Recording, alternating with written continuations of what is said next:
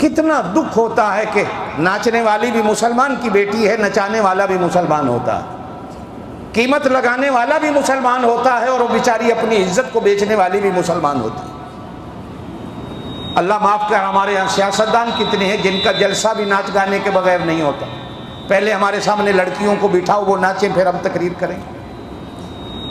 یہ ایک روٹین بنتی جا رہی ہے۔ ہمارے نام کے گانے بجاؤ، پھر ہم تقریر کریں۔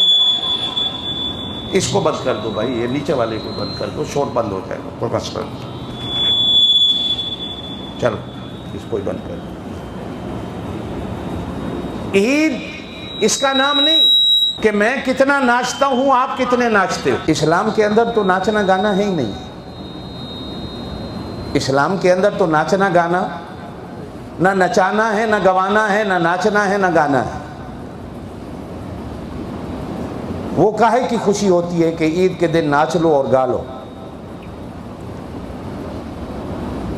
عید مسلمان کی اللہ کے حضور عبادت میں گزرتی ہے۔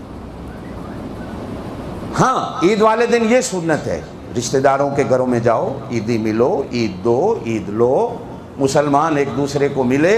اور یہ بھی خوشی ایسی ہے کہ حضور پاک صلی اللہ علیہ وسلم نے فرمایا، مسلمان کو ہاتھ ملاتا ہے تو اللہ دونوں کے گناہوں کو معاف کر دیتا ہے۔ مسلمان کے سینہ ملاتا ہے تو اللہ اندر کی قدرتوں کو دور کر دیتا ہے۔ مسلمان کو دیکھ کر خوش ہوتا ہے تو اللہ دونوں کو صدقے کا ثواب دیتا ہے۔ یہ خوشی کا دن ہے، بجائے اس کے کہ عید والے دن آپ کا منہ ادھر ہو، میرا منہ ادھر ہو، ثواب سے محروم ہو جائیں۔ مسلمان ایک دوسرے کو ملتا ہے تو اللہ پاک گناہوں کو معاف کرتا ہے۔ گویا کہ یہ عید کا دن مسلمان کے گناہوں کی معافی کا دن ہوتا ہے۔ میرے دوستو، یہ رمضان المبارک میں آپ سب نے 5 وقت کی نماز بڑی پابندی سے ادا کی، اللہ قبول کرے۔ بس ایک بات کہتا ہوں، یہ 5 نمازیں صرف رمضان میں فرض تھیں یا بعد میں بھی ہوں گی؟ ہوں گی ہیں؟ جو کہتا ہے انشاءاللہ ہیں، وہ ہاتھ کھڑا کرے کہ میں عید کے بعد بھی پڑھوں گا۔ ہاں، عید کے بعد بھی پڑھوں گا۔ اللہ توفیق دے دے۔